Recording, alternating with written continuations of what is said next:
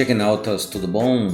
Mais uma vez estamos aqui no canal Pensamentos Soltos por Jack Brandão e continuando aquele nosso papo dessa semana, falando sobre a questão da imagem e da palavra.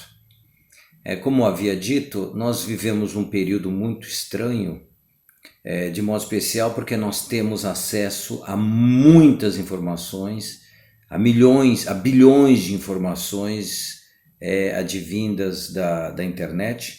A internet é uma grande ferramenta que nos abriu a possibilidade de termos acesso a imagens e a textos, a livros, a informações nunca vistas antes. Por quê? Antigamente nós precisávamos ir a uma biblioteca para ter acesso às informações que nós queríamos. Hoje não, basta usar um note e você tem acesso a tudo. Agora, vem uma questão que eu acho que é muito importante, que é a seguinte: de que vale nós termos acesso a tudo, a todas as informações do mundo, se nós não sabemos empregá-lo? Isso é algo que eu tratei uma vez num outro romance que eu trabalhei, chamado Douglas e o Livro de Luz, em que o protagonista ele precisava ter acesso a esse livro de luz, que nada mais era do que um livro e que acessava toda a cultura e toda a informação adquirida pela humanidade durante a sua existência. Isso é fato hoje por meio da internet. Então nós temos acesso a tudo e a todas as informações. Agora volto a dizer e a insistir nesse ponto, não adianta eu ter acesso a tudo, a toda toda a produção humana, se eu não souber usar dessa produção. É óbvio que, como eu disse no vídeo anterior, quem domina a palavra ou domina o mundo ou não se deixa dominar por ele. Isso é uma grande verdade.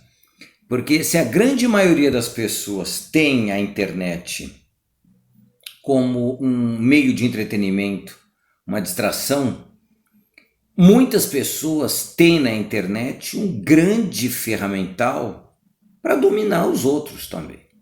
Isso sem sombra de dúvidas. É muito importante que nós saibamos o que em relação às imagens. Nenhuma imagem é inintencional. O que isso quer dizer? Toda imagem, toda palavra, dentro de um contexto, ela tem uma intenção, tem um objetivo. Alguém escreve algo, alguém fabrica uma imagem, alguém tira uma fotografia, etc, etc, etc, e vai ter uma intenção com esse material produzido. Nada é por acaso. A ideia romântica, vamos dizer assim, de que uma imagem é linda, ou seja, eu vou tirar uma foto de uma criança no campo, andando no meio a flores, isso não tem intenção, isso é despretensioso. Desculpe. Eu acho que uma das primeiras coisas que nós devemos pensar, e muito sério, é que tem uma intenção por trás. Sempre. Não adianta acreditar que tudo o que nós temos à nossa volta é sem intenção. Não, pessoal, tudo tem intenção.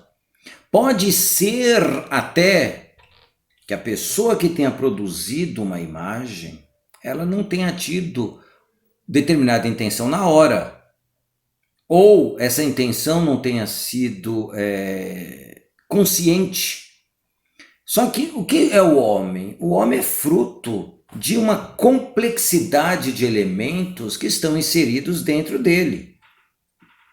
Nós somos frutos de um tempo. E quando eu digo de um tempo, eu não estou dizendo do tempo presente, eu estou falando também do tempo passado. Porque nós temos de pensar isso. A ideia, a consciência, as memórias que nós temos é fruto do passado, ou seja, daquilo que nós vivenciamos, que estão guardadas no nosso cérebro, mas essas reminiscências, como é que eu posso falar? Esse fruto da consciência, que são os nossos pensamentos, as nossas lembranças, elas também refletem o futuro. Isso é meio estranho, mas é assim que funciona. Tudo aquilo que nós acreditamos rememorar ou lembrar como um acontecimento passado, nada mais é do que um fruto da nossa própria inteligência. E não quer dizer que essa lembrança do passado seja verdadeira. Por que não necessariamente verdadeira? Porque nós temos a consciência de termos passado por aquilo, mas não necessariamente é ou foi como nós estamos falando. É estranho? É estranho. Por isso que eu digo, o homem é a concretude de um momento presente que nós estamos vivenciando, de um passado vivido e de um porvir que se busca. Então, as nossas lembranças, na verdade, é uma mescla de tudo isso. Agora, isso é importante quando nós pensamos num objeto artístico, por exemplo. E quando eu digo objeto artístico, eu não estou falando só um quadro, eu não estou falando só uma imagem, uma estátua, por exemplo, um prédio arquitetônico. Eu digo tudo aquilo que o homem produz. Porque arte, a palavra arte, do latim ars, vem da palavra grega tekne, que nós podemos traduzir também como técnica. Então, a técnica é a forma que o homem encontrou para passar para o outro aquilo que ele aprende e apreende. Lembra que eu falei no vídeo passado que os animais, eles podem, eu falei animais pensando nos cachorros, mas vamos voltar, os animais de modo geral, eles podem dominar uma linguagem, e essa linguagem de uma forma ou de outra pode significar algo que nós totalmente não sabemos. Muitos estudos empíricos são feitos, por exemplo, com golfinhos, com baleias, até com símios, com macacos, etc. Mas nós não temos como precisar. Alguns pássaros, sim, os cientistas estão verificando que é possível você verificar que eles têm algumas informações, o pai passa uma informação para o filho e talvez essa informação, o próprio filho ele acaba desenvolvendo de uma outra forma, criando a sua própria linguagem, para buscar sempre o quê? As fêmeas, o acasalamento, a perpetuação da espécie, etc, etc, etc. Agora, o homem não. O homem, nós não só produzimos o som, fazemos o logos, como eu havia dito, o logos no sentido total, não no sentido gráfico e não no sentido só verbal, mas no total, o conceito da coisa, que você falava de signo, por exemplo, algo parecido com isso, não necessariamente isso. O homem, ele vai trabalhar com vários elementos. E esses elementos não só estão na natureza diante dele, como estão no seu próprio inconsciente. Então, muitas vezes, ao produzir arte, ao produzir algo, o homem acaba usando tudo aquilo que ele vivenciou, ele passou. Por isso que não necessariamente é inintencional.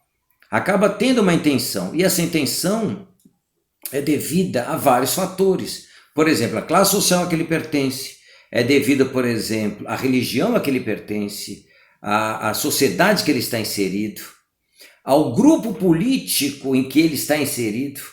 São vários fatores que nós podemos elencar aqui. O homem, como eu disse, ele se torna homem a partir do domínio do logos. Mas aí surge uma outra palavra que é muito importante para mim, que está, como eu havia dito anteriormente, são palavras-chave, que é a palavra eikon. Eikon. Vejam aí. Eikon é uma palavra que vem do grego também, que significa imagem.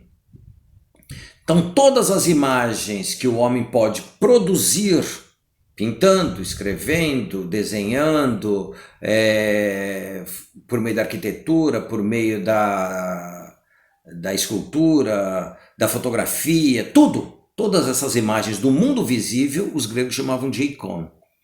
E essa palavra é muito importante, porque o eikon também nos mostra a nossa humanidade, porque sem imagem não existe homem. O homem é fruto da imagem, o homem próprio é a imagem, já dizia Bergson. E Wittgenstein, Bergson é um filósofo inglês, e nós tínhamos um outro filósofo chamado Wittgenstein, que dizia algo muito importante: pensar é pensar por meio de palavras.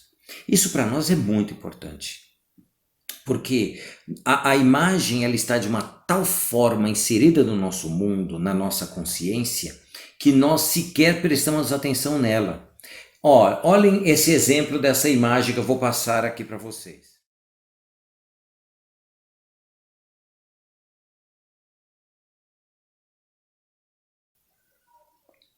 Bom, essa imagem nos mostra uma árvore, simplesmente uma árvore. Para nós, ao olharmos essa árvore, nós temos a impressão de estar vendo o quê? Exatamente, uma mão. É uma mão? Não, nós enxergamos praticamente uma mão. Por quê? Isso é aquele fenômeno que se chama de pareidolia. Então, o nosso cérebro, ele tenta buscar na natureza aquilo que nos ligue a ela, a uns aos outros. Nós precisamos desse contato. Agora, imaginem hoje nós, pessoal, passando por essa crise que é a pandemia do coronavírus, em que todos, ou que deveriam ficar isolados. Sem esse isolamento, estamos perdidos. A gente não sabe o que vai acontecer amanhã. Mas mudando um pouco de assunto, o homem nasceu para ser sociável. O homem é um ser sociável. O homem busca o outro, sempre vai precisar do outro. Então, nós acabamos dessa maneira enxergando-nos na natureza. Olha a grande sacada da pareidolia. Bom, meus caros amigos, isso é só uma introduçãozinha sobre a questão do eikon, nós vamos falar de novo.